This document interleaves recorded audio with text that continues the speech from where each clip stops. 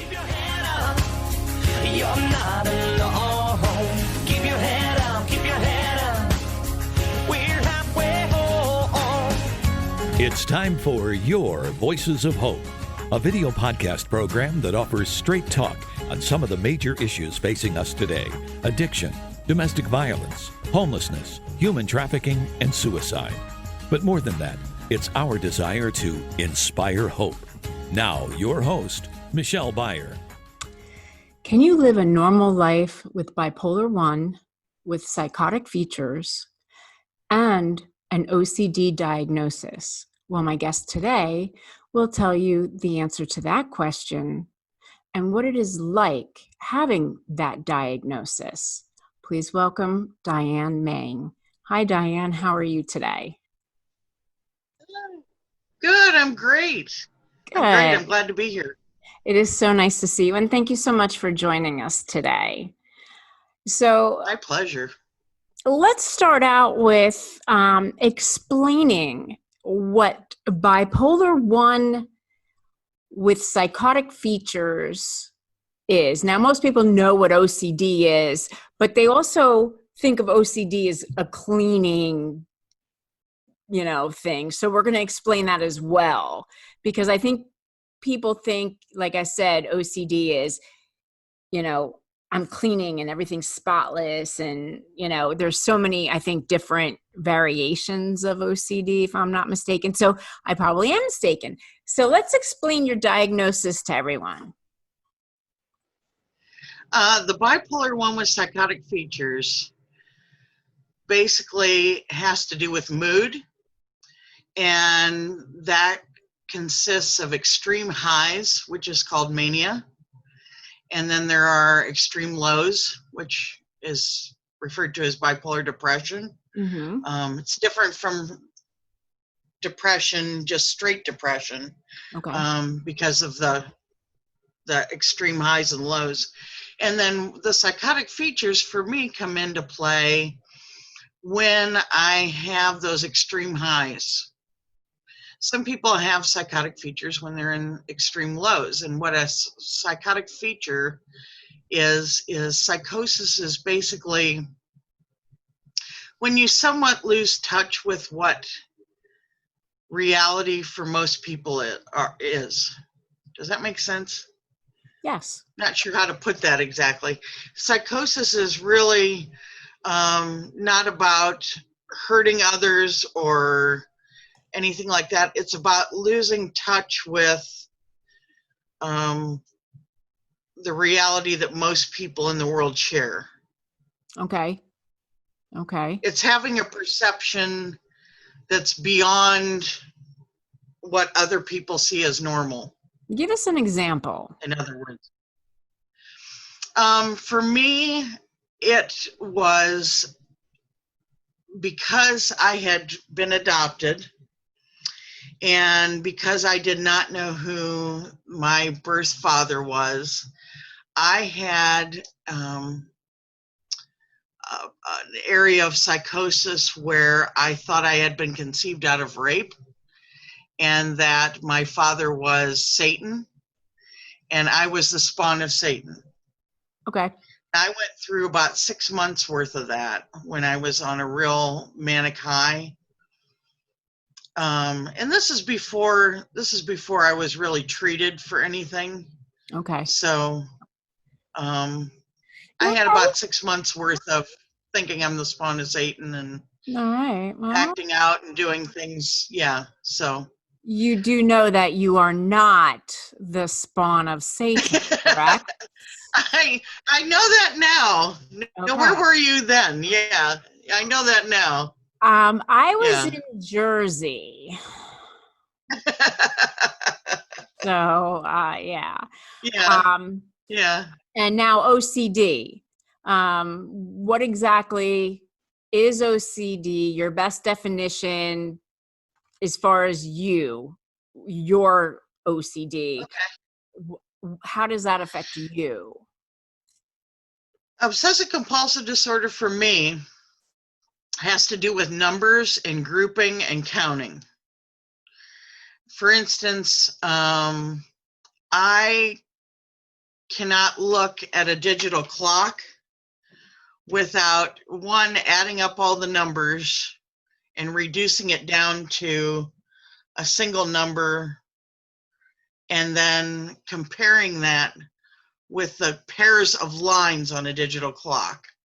So for instance, if it's 11:23, you've got 3 plus 2 plus 1 plus 1. So you've got a 7 there. Does that make sense?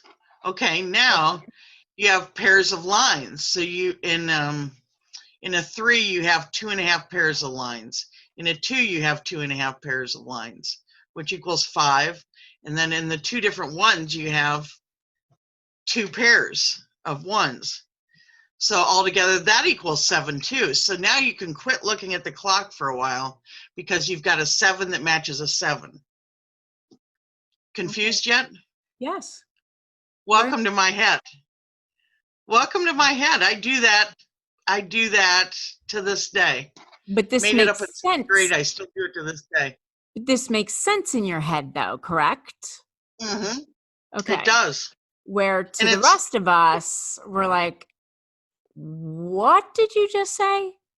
Yes. So, And the strangest thing is that in a way it's comforting to complete that ritual, and in a way it's debilitating.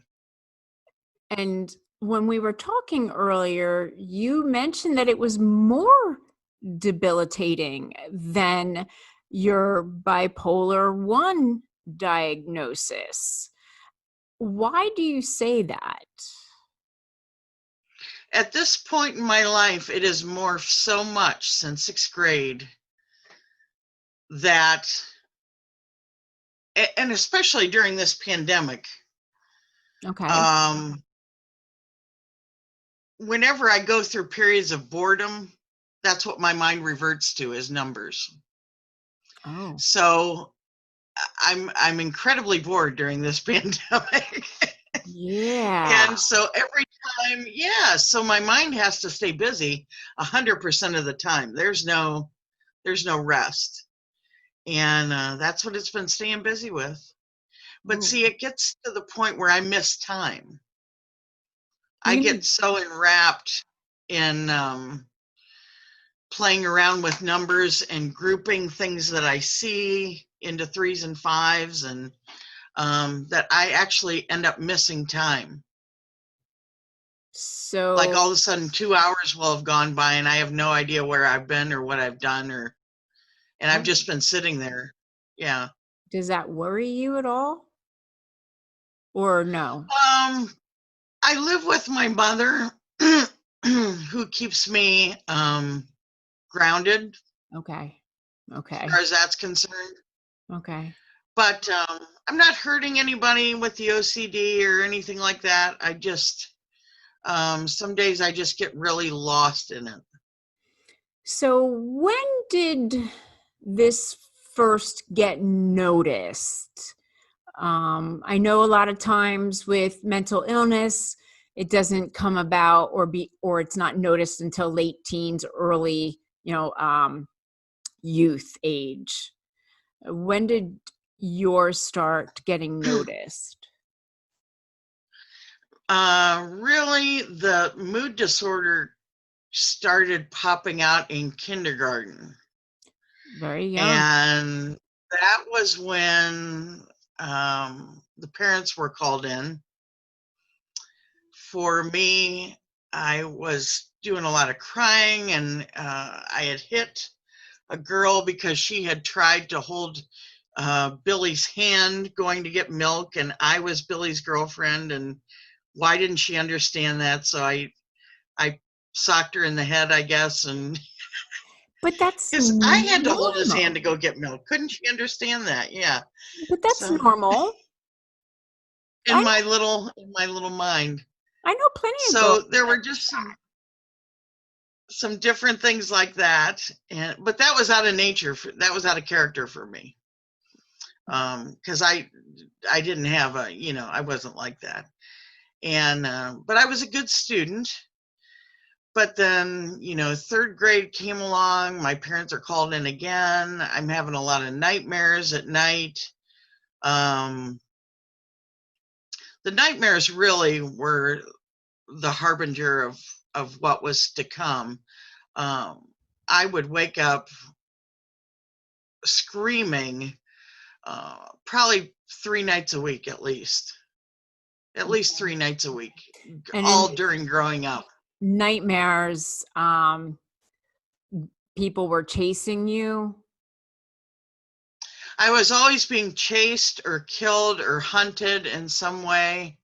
Somebody was always searching for me, or I was being killed in some profound way. Yeah, it was always, I was always running, and everything was very vivid. And I would wake up kicking and screaming, and usually it was a parent who would have to come wake me up because I couldn't get out of it. And what did the doctors say? Did your parents take you to a doctor? What did they say? Well, this was back in the 70s, and the school psychologist was pretty much, just don't feed her before bed. she'll Right. be fine. Just don't feed her before bed. You're feeding her Yes. something that she You shouldn't know, be eating. you're a gremlin. Don't feed them after midnight. Right. Right. So, Let's put it on the parents. Yeah. wow. So there was never any real testing done or anything like that. It was. And so then in junior high, everything changed as far as your nightmares go. You are now doing the chasing. And so who were you chasing in these nightmares? Do you remember? When I got to junior high, I was bullied a lot. I was really awkward. In grade school, I had been very successful. I had been, I think I was president of student council 6th grade. I'm pretty sure. I think, thinking back on it now, it was a long time ago.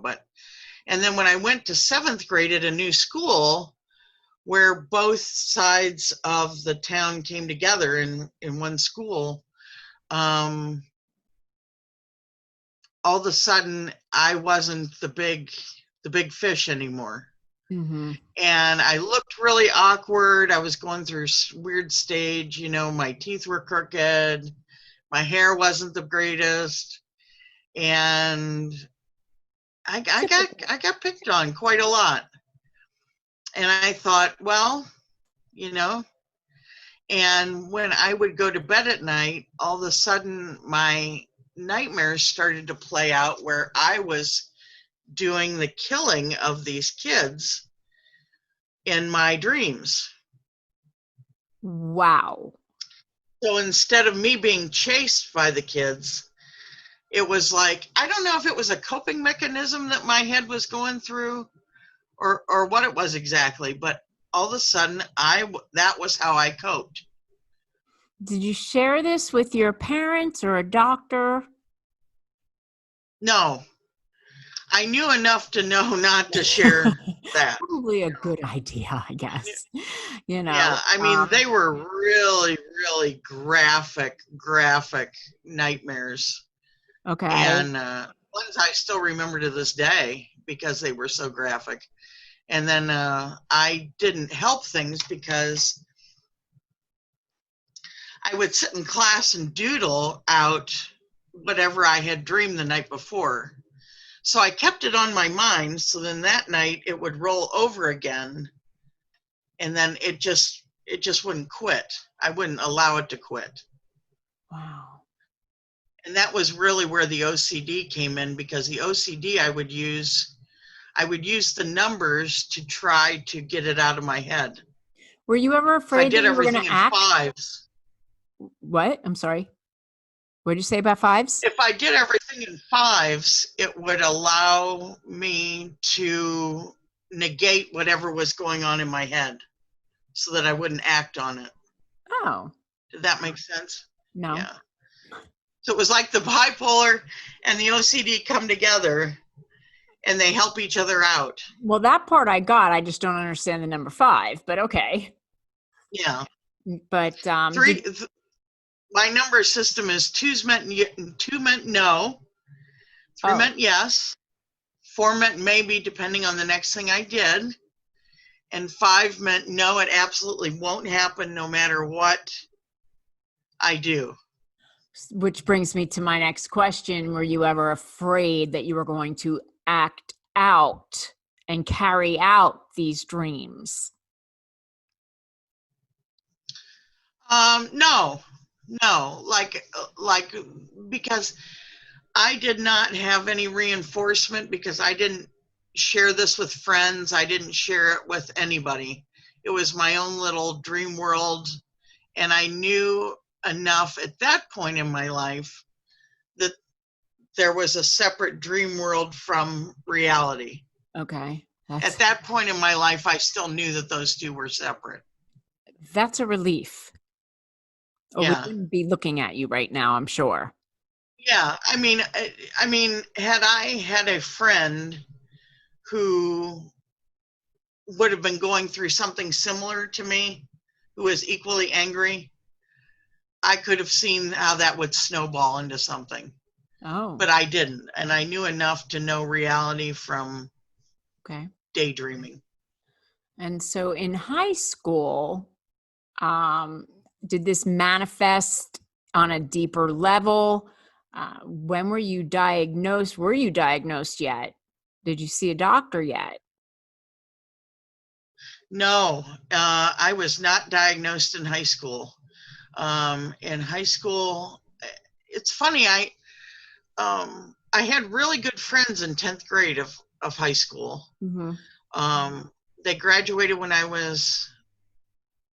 they were seniors. And so when they graduated, all of a sudden I was a junior, and it was like starting junior high all over again, because all my friends had left. And here I was left without a lot of friends. Right. And feeling awkward. And here I was, captain of the speech team, state champion in speech, president of the drama club, president of choir senior year. And my world was falling apart. I was doing things like, I remember I did not like the drama coach. I'd never had him as a teacher, but he pulled me into his room one day as I was walking down the hall, and he wanted to talk to me about something having to do with drama. Well, I didn't like that, because I was on my way to a physics test. And I started throwing books at him one at a time and just calling him every name in the book, like screaming at the top of my lungs at this man. And the teachers from next door came over and everything, and I just left. I just left everything there, and I went straight up to the vice principal's office and reported on myself. And I reported myself. Let me just say this too. Most kids would have loved to get out of the physics test.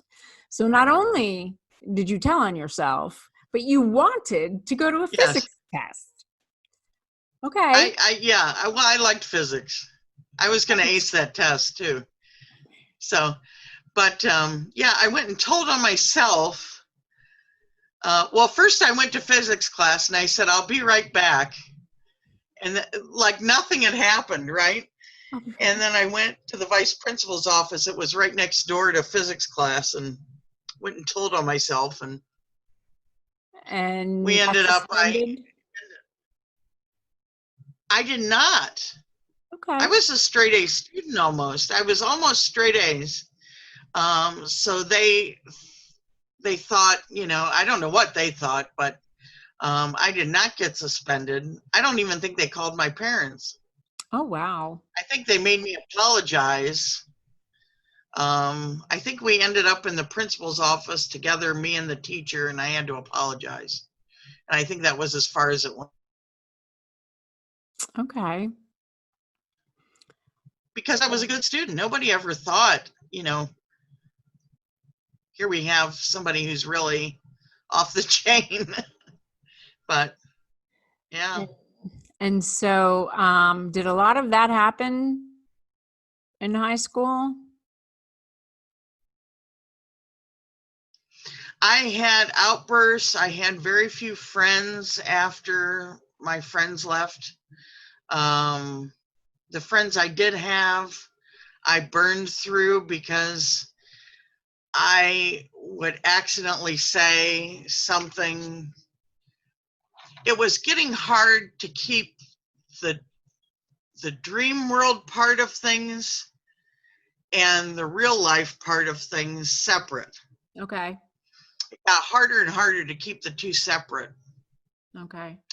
And the closer things started to come together, the weirder it got keeping friends and things like that, because I felt like I was always lying to people because they didn't know about the numbers and they didn't know about my thoughts about killing them and things like that. You know, they were just thoughts, but they didn't know, and I wasn't going to tell them. So I would hope yeah. not. I would hope not. So I had very few friends, obviously, because I didn't trust people. And Now, after high school, you went to college, and you went to college for aerospace engineering, which is not an I did. easy subject. Uh, and I guess that does go along with all the numbers and the science that you really like. Tell me a little bit about how you did in school. Were you still having these nightmares and these desires? When I went off to college, it originally was very, very, very good. I mean, I wasn't doing a lot of partying and things like that when I first got down there.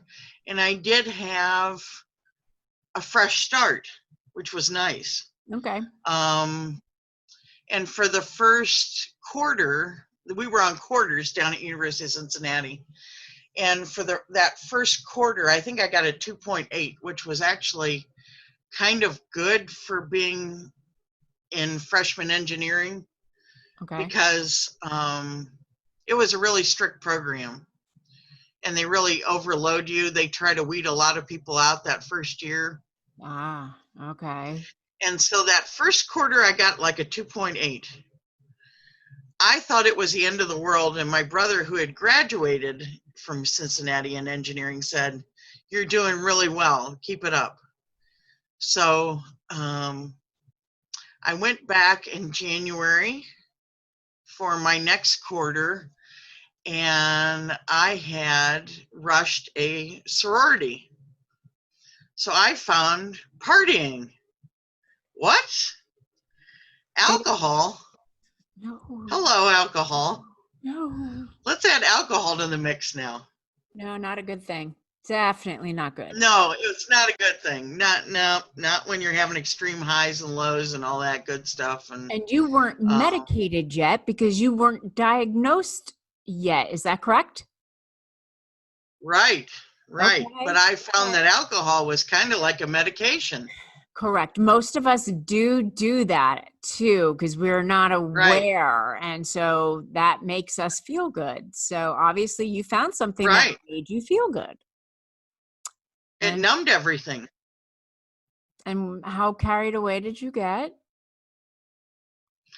I did a lot of things I'm not proud of. And then it all culminated into me. Well, it's strange because I was doing so well as far as school. Well, for a certain period of time, I was still doing okay at school. I was doing good with extracurricular activities. Here I Like was. drinking and gong playing games? Yes. Okay. Well, no, extracurricular activities. I was actually sent to out to LA for a national convention of Student Alumni Council people. Wow. And here I was like the youngest person to ever be on Student Alumni Council in Cincinnati's history. I had gotten on as a freshman, and like that doesn't happen. I guess you're not usually on until you're a junior or senior. Wow, you just So did I was amazing. doing a lot of extracurricular like things that, yeah. Okay. So I was making my mark in two different ways. One in a very good way, and one in a not so good way. Okay. And by the end of the 2 years, I was a mess. In what way? How were you a mess? I had something very traumatic happen to me at a fraternity party one evening. And that was in April of my second year. I think that was in April. Okay. And about a week after that, I decided I was going to take some muscle relaxers more than what I normally took. They Okay. were prescribed to me for something, but I thought, well, I'm going to take a few more, and then I'm going to drink some on top of that. Okay. And That it wasn't a suicide attempt, but it wasn't smart either. Okay. So And they put you in the hospital, I would imagine, for that. You went into the mental. no, the parents got called and brought me home from college. So college ended early for me that year. Okay. And I thought, well, I'll go back and try it again next year. And when I was home that summer, I was just snowballing into things. Reality for me was no longer, I didn't know heads or tails. I didn't know what was going on. I was counting all the time. I was grouping all the time. I was having extreme lows. I was going through about, I was drinking a lot. But the lows were killing me. Okay. I mean, I would take a break at work and go downstairs, and I remember they had a cement wall, cinder block wall, and I was literally like trying to beat the thoughts out of my head against the wall during breaks at work. Wow. Okay. Where nobody would see me. Yeah, in the basement. Wow. And yeah, so Okay. by the time August rolled around, my parents were watching me go through all this, and I had said, I need help. I don't know where to get it. I don't know what's wrong with me, and they said, yeah, you do, and got me to a psychiatrist, which I never thought I'd be at. Okay.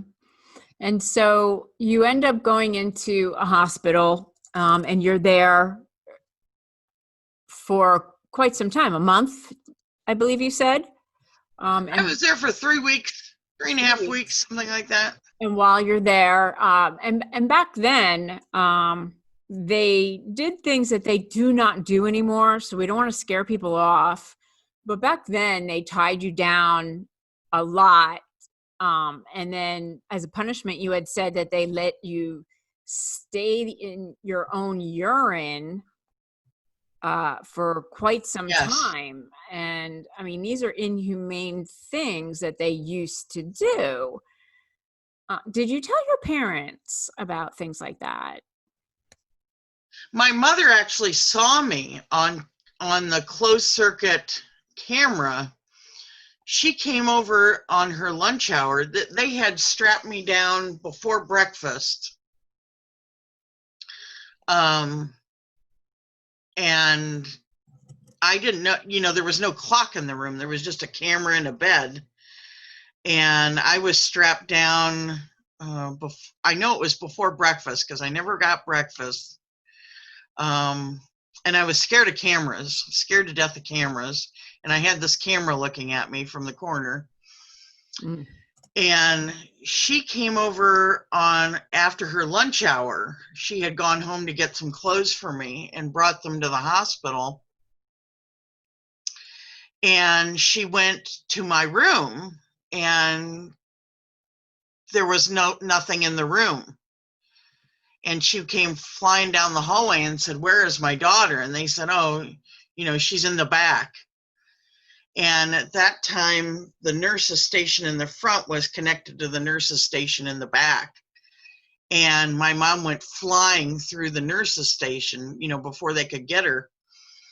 And she saw me laying on the bed on closed circuit cameras, because she could see she was back in the bullpen where the nurses were. Okay. So they got her out of there. But she's like, "What is my," she went ballistic because you didn't mess with, And so you were and finally diagnosed, and then but that was 1992.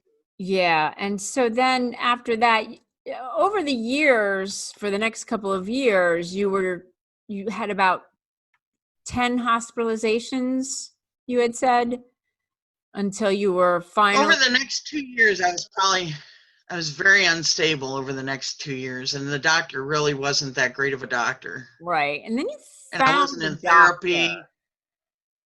a doctor that actually changed your life. And how did he change your life? Because you said something so interesting to me that I never thought of. There's a lot of people that say medicine doesn't work for me. It makes me feel like this, or like I said, it's not working. And you had gone so many years where it wasn't working. And he did a special test on you. He put me through a whole battery of testing, actually. And he determined that my liver didn't work like an ordinary liver did. I think he called it a quick liver or something like that, but he had to adjust what types of medication I was on and how much of those I took. Mm-hmm. And he said, "There's no way that this other doctor could have ever gotten you adjusted without doing these tests." He's like, "I can't believe they never did these tests. You were hospitalized all those times." And so slowly the medication started to work. And he would see me once a month, and but I would, he would tweak things as we went, and the more he tweaked things, the better things got. It wasn't my last hospitalization. I was hospitalized under him too. He put me in the hospital in order to do med changes normally, because they were, which is he smart. wanted me in like a controlled environment. I think that is such a smart thing to do. I really do. Most people won't. Yeah, I mean, if you're going to be in, right. Yeah, Most people won't go do that. And nowadays doctors won't do that. Most hospitals won't even they wait take till you're you. bad. There's no room. Yeah. Which is ludicrous in itself. So eventually They wait until you want to take your life to put you in the hospital. Yeah. I don't even want to start on today's system here, because Yeah, that's I know. a whole other show. Yep. And without Yep. a John Stalker, one of the most beloved advocates for mental health patients, he was great. there's a whole system that is just gone downhill. But so you end up going back to school, and this time you went for a completely different diploma, which was broadcasting and engineering, or broadcasting and journalism. No. Yeah, broadcast journalism. I knew there was no way to pick up where I left off with engineering, because to try to pick up math or physics when you haven't done it for 7 years. Yeah, there was no way in the world I was going to be able to pick that back up. And you graduated. And so I picked something that wasn't going to be as much of a challenge. Well, it was still a challenge. just in a different way. Just in a different way. And I always liked writing in English and things like that. And I enjoyed watching the news. I didn't want to be on the news. I just wanted to be the person behind the scenes producing. Okay. And so The one who writes everything that comes out of their mouths. right. I could use one of them. We discussed this. I need you. So you'd make my producer extremely happy if someone could write some of the stuff coming out of my mouth. So we'll have to talk. So a couple of years go by, and that did not work out, but you ended up going to some NAMI meetings, which is the National, help me out again, I always forget on the fly. What does NAMI stand for again? National Association? National Alliance on Mental Illness. Okay. Which is, I've interviewed someone from there, the executive director, Kay. I've interviewed her before for the Stark County chapter. It's a wonderful organization. You worked there for quite some time after you volunteered first. That turned out to be a wonderful experience for you. Is that correct? Yes, it was. It was. I got to go to Washington, D.C. And that helped and learn how to be a state trainer for one of their courses that they teach. That helped you. Yeah, I got in your life, becoming stable with your medication and balancing and all these other things. Do you think that has had a major impact on your life to where you are so, because you're stable in my eyes. I've known you for about... Oh, I feel very stable now. I've known you for 6 years and I've only seen you stable. So do you believe that has a big impact on your life aside from the medication? Yes. I think I found my niche in life, and that has made all the difference. You know, I think I don't know if you want to call it God or the universe or whatever you like to call it. I think you get led down certain paths, and some of those paths are not good ones, but they all eventually lead to where you need to get. And I think I needed to get on the path of helping people who experience what I experience.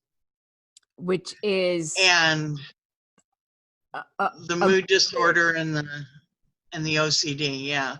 Being a peer. And every time I help somebody, it makes me feel like, okay, this is what I'm on this earth to do. Mm-hmm. And I'm doing it, and it makes me feel worthwhile. Like I have not gone through all this in vain. There is a reason, and it's so that I can help other people. Yeah. The beauty of a peer specialist, which is what you were, in a sense, right? You did a lot of peer. Yes. Yeah. I'm certified peer. Right. And you went specialist. to Heartland, which is a mental health hospital here in Stark County, Ohio. And as a worker, not a patient. Right. You did. You it was helped. Weird. Right. Well, that was for me too, because I went there as a patient too. And then I worked there as peer support specialist. So yes. Yeah. It is a little strange. It really is. Strange having keys. It is. It's very strange. You know, those doors slam behind you and you could open them again. They give me keys to this? What? Yes. Yeah. So, but then after you leave there, you get a job being a peer support specialist for a mental health facility, which is a very big one here. And how rewarding was that for you until COVID hit? You were doing this. And then COVID hit, and that was kind of the end of that one. But how rewarding and fulfilling was that for you? That was huge. And the greatest part of it were the people that I worked with, because everybody there got it, you know? Right. They respected the peers that worked there, because I worked there with a team of peers. Correct. And actually, I worked there. The coordinator for the peers there was a gentleman by the name of Grady, and Right. Grady had originally come to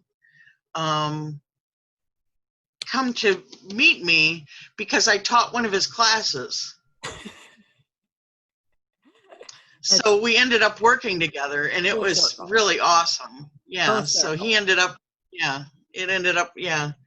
And, but everybody there really respected what peers were doing and the role that we play, because we're not therapists, we're not giving out the medication, we're not doing anything like that, but we play a very specific role that's so vital. Correct. That people see hope, and people see, yes, you can live with a mental illness, and it can be part of you, and you can live out a really good life. And when you see that in action, it's like the light bulb goes off in people's heads. They're like, you have a mental illness? Yes, I do. And yes, I'm counting your eyeglasses right now. But, yes, I can be looking at somebody counting their glasses, but I'm present with them. And it's like you can be in the throes of being symptomatic but still be helpful, if that makes sense. It makes perfect sense. And you are exactly what I wanted to show the audience, that mental illness is not something you should be afraid of. People that have mental illness can live a very normal life when it's treated properly through medication. Now, not everybody needs medication, but it is extremely highly recommended with certain diagnosis. And I solely believe in groups. I love NAMI. I think what they offer is something. So there's NAMI everywhere. So if you're listening, look up your local NAMI, because, they even have groups for parents. So I highly recommend that. And so Diane, one quick, because we have to go. So one quick thing that you would like to add before we go, anything? Because you've said so much that is so wonderful. There's got to be one more thing you could add. Just that mental illness doesn't always have to be a downer. Perfect. It's life. It's life. You learn to live it and make the most of it and help people get through it as well. So awesome. That's my story. I love it. And you're sticking to it. So Diane, I'm sticking to it. Yeah. Thank you so much for coming on. Thank you so much. This was very informative. And I know that there's someone out there that really needed to hear this today.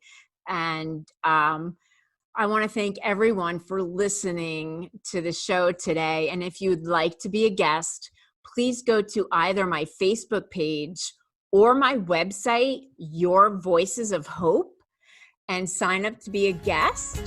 And I want you all to remember one thing, and that is to love yourself. Always love yourself first. Thank you. Have a great day. You've been listening to Your Voices of Hope with your host, Michelle Beyer. This podcast and earlier programs are available for viewing on our Facebook page, Your Voices of Hope, or our website, yourvoicesofhope.com. A new podcast is uploaded and ready to view every Wednesday at 7:00 p.m. Keep your head up, keep your head up. You're not alone.